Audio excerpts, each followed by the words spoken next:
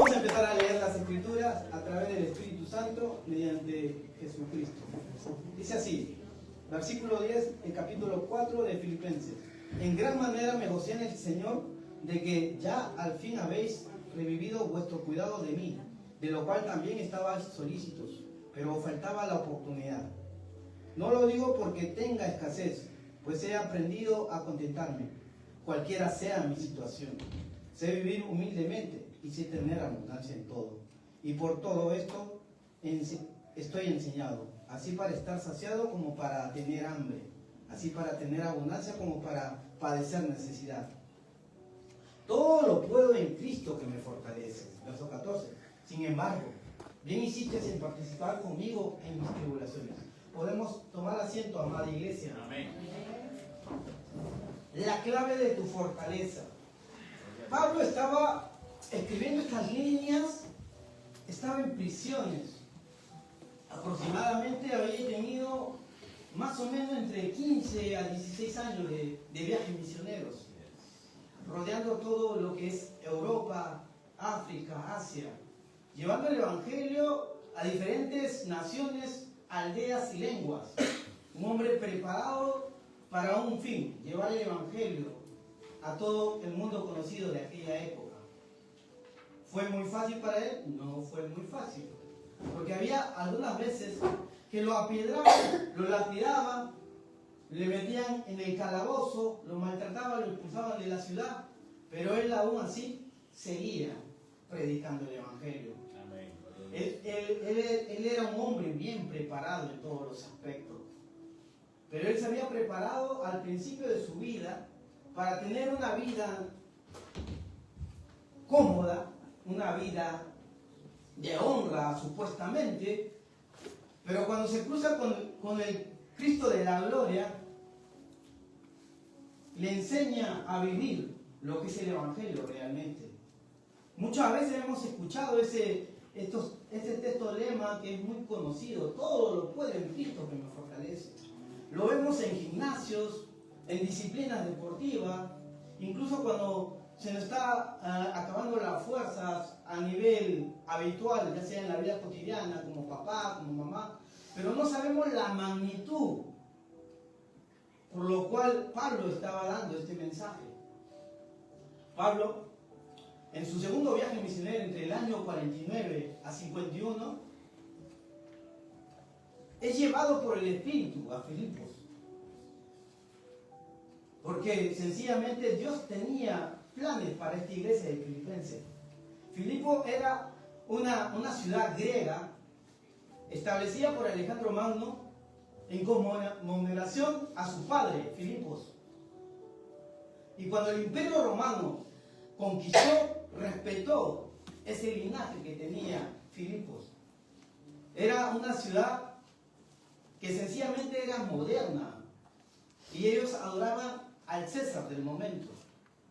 Para que estos griegos se hayan convertido al Evangelio, tenían que afrontar sencillamente en la vivencia cotidiana, decir: yo solo amo a Dios y no amo al César. Y muchos de ellos eran lastimosamente vasallados físicamente, emocionalmente, expulsados. No era una iglesia que estaba llena de recursos económicos hablando, pero sí tenía la abundancia en el corazón de sinceridad, de poder ayudar a siervos suyos hablando del Evangelio. Y Pablo era uno de esos pioneros que había llegado a esta ciudad. Ahí podemos ver a Lidia, la primera, que dicen eruditos, estudiosos, que fue la primera griega convertida al cristianismo en los viajes misioneros de Pablo.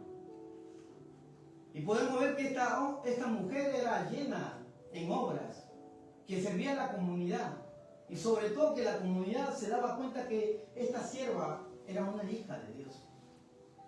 Y Pablo, cuando está preso, seguramente como tú y yo a veces tenemos nuestras batallas y nuestras guerras, y las fuerzas parecen acabarse, nos refugiamos solamente en aquel que nos puede dar la victoria, que es Dios. Amén. Pablo lo estaba viendo muy difícil en en esta celda romana. Y tanto así que había llegado a oídos de esta iglesia de Filipenses, de Filipos. Y ellos asumaron para no solamente ayudar, sino animar a Pablo. Levantaron unas ofrendas para ayudarles en los recursos, no solamente económicos, sino de alimento. Porque Pablo estaba expresando algo dentro de su corazón que le estaba pasando. Pero él no quería ser gravoso a las iglesias. Él quería decir, sigan adelante, batallando, demostrando quién es el Cristo de la gloria en sus vidas. Y Pablo se da con la sorpresa que cuando viene Epafroditos, esta iglesia levanta la ofrenda y llama a su pastor, que era Epafroditos, que era un colaborador de Pablo en el segundo viaje, y Timoteo también. Le dice, Epafrodito, por favor, lleve esta ayuda inmediata a Pablo. Lo increíble, ¿sabes qué es? Que Epafrodito estaba enfermo también. Estaba debilitado físicamente. Pero él no dijo, no, estoy enfermo. Él dijo, está bien, yo voy a ir. ¿Dónde está? Está en Roma. Yo voy a ir, lo voy a encontrar. Y le voy a decir no solamente lo que ustedes están ayudando económicamente, sino le voy a decir de cómo ustedes están dando testimonio al Cristo de la gloria. Cuando Pablo ve a Epafrodito, se emociona tanto como persona y como ser humano, y se da cuenta que el Evangelio sigue su curso, con él o sin él. Porque le pregunta enseguidamente a Epafrodito, ¿y cómo está la iglesia en Filipenses? ¿Siguen siendo perseguidos? ¿Atribulados?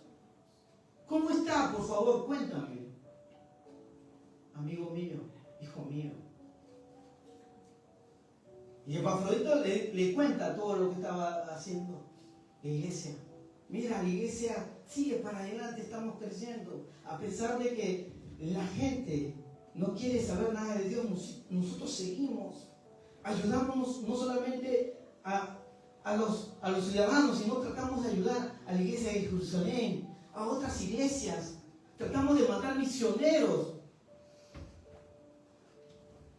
Dile a Pablo que seguimos. Y Pablo, al ver este emocionante viaje de Epafroditos, le toma la mano y lo abraza seguramente. Le dice, espérate un momento, voy a escribir una carta. En todas las cartas que escribe Pablo, te vas a dar cuenta que aquí, en esta iglesia, solo hay una llamada de atención. En la iglesia de los Corintios, es una llamada de atención bien fuerte, porque le dice, son carnales. En la iglesia de Gálatas que estamos estudiando hoy en día, los domingos, te invito a que vengas, presenta una defensa, porque la iglesia empezaron en el espíritu, estaban terminando en la carne, estaban cayendo, y Pablo le tenía que llamar la atención. Vemos en el capítulo 2 cómo le llamó la atención a Pedro. Y en todas las iglesias vas a ver, en los romanos igual, pero en esta iglesia solo había un pequeñísimo problema de dos mujeres o siervas que no tenían el mismo pensamiento. Solamente esa diferencia había. Pero la iglesia seguía avanzando, seguía siendo fuerte, porque la base de su fortaleza no era la emoción, ni siquiera eran los dones que ellos tenían, ni las obras que pueden hacer como personas habitantes. Su fortaleza, ¿sabe quién era? Era Dios. Amén. El día que tú estés en problemas, en dificultades, tu única fortaleza que te va a dar la victoria y que te va a inyectar para que sigas adelante es Dios. Amén.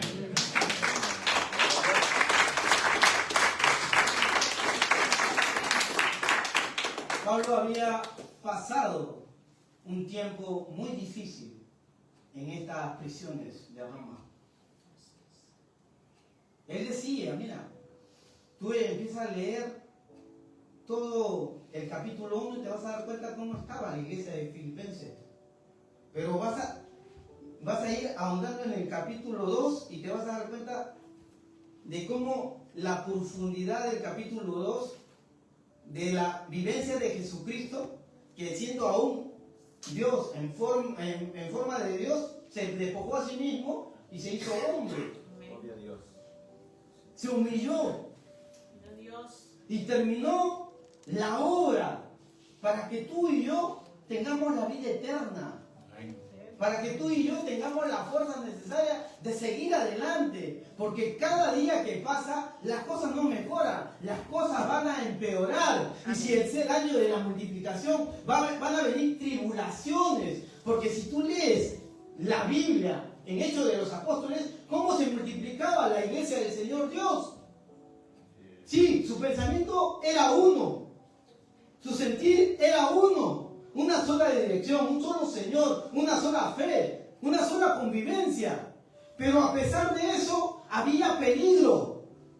Pero aún allí se multiplicaba la iglesia de Dios. Vemos en Nigeria, hace unos 5 meses decían 7,000 habían muerto. Mentira. Era la información que las redes sociales difuminaban, comunicaban, cuando habían muerto más de 20,000 cristianos, familias enteras. Amén. Tanto así que hoy en día ya no dan nada, clase de información. ¿Cuánta gente está muriendo en Nigeria? ¿Cuántos? Hasta el año 2024, 135,000 personas habían muerto. Hablando de los que siguen a Cristo. Ahora, ¿cuántos más hay? Pablo estaba siendo fuerte en este sentido porque él decía, aún estando aquí, estando encerrado, puede estar encerrado, pero la palabra de Dios es libre. Y si la palabra de Dios es libre, va a dar libertad a todas las personas, a todas. Su mayor fortaleza era Dios, su mayor resguardo era Dios. Porque él tenía todo por basura, con tal de ganar a Cristo. Todo. Puedes tener economía, aún puedes tener una buena salud. Pero el día que te falte la gran fortaleza que Jesucristo dejó al hombre, simplemente vas a fallar. Te vas a debilitar y simplemente no lograrás el objetivo. Fortalécete en Dios. Amén. Yo no digo que no anheles cosas materiales. Es necesario que el Evangelio se predique a todas las naciones a través de los recursos, porque estamos viendo que le habían aceptado una ofrenda a Pablo para extender no solamente por su escasez, sino Pablo aprovechaba todos estos momentos. ¿Sabe lo que él estaba haciendo en las prisiones? Él estaba predicando a los soldados, a los magistrados, y había en las prisiones que se estaban convirtiendo al cristianismo. Él empieza a enseñar, mira, me alegra que ustedes estén bien, filipenses, me alegra, mi gozo es tremendo con ustedes. Yo sé que la obra de Dios va a estar, y lo que Dios empezó en ustedes la va a perfeccionar hasta la llegada de Jesucristo. Pero les voy a contar algo que me está pasando aquí en prisiones. Hay muchos de los que están en prisiones, incluso los soldados, se están convirtiendo al cristianismo. No puedo mostrar la debilidad, porque sencillamente no soy débil, porque soy fuerte en Dios. Y ellos ven esa fortaleza, y aún así está esparciéndose el Evangelio. Pablo, un gran siervo del Señor Dios. Filipenses fue escrito entre el año 60 al 62. Él vivió aproximadamente en el año 68, lo ejecutaron. Estamos hablando más o menos de 7 a 8 años, donde Pablo la pasó en prisiones. Ya no volvió a ser libre hablando físicamente. Fue ejecutado por el emperador Nerón. Pero hasta el último él predicó del Evangelio. Hasta el último. Y tanto fue así que hoy en día hablamos de las cartas que él escribió. Porque su mayor fortaleza siempre fue Dios. Amén. Y tu mayor fortaleza, no sé lo que estás pasando, no lo sé. No sé si es problemas laborales, o problemas de salud, dificultades familiares, no lo sé. Lo único que te digo es lo que me dijo Dios. Tu fortaleza soy yo. Tu clave de tu fortaleza soy yo. Aleluya, amén. Y si estoy ahí contigo, créeme que la victoria viene pronto. Amén. Así que esta palabra ponla en práctica cada vez que estés confiado, ¿no? A veces nos confiamos naturalmente. Vemos que la economía está bien, que la salud está bien, vemos que la familia está bien y descuidamos un poco la vida espiritual. Ya no oramos como antes, o ya no leemos las escrituras como antes. No lo hacemos como antes. Y sin darnos cuenta nos debilitamos. Aún haya abundancia, aún haya escasez, aún haya salud, haya enfermedad, haya persecución o haya paz en tu vida. Nunca te olvides que el que te da la fortaleza para seguir adelante es Dios. Amén. Aleluya. Amén. Así que, amigo, tú que estás ahí en casa, de verdad Dios quiere que vuelvas tú a tener una relación entrañable con Dios. La fortaleza te lo va a dar Dios. No sé lo que está pasando. No sé si te están orillando a tomar malas decisiones. Lo único que te digo es que todo tiene solución. Porque Cristo pagó por esa solución en tu vida. Así que, amada iglesia,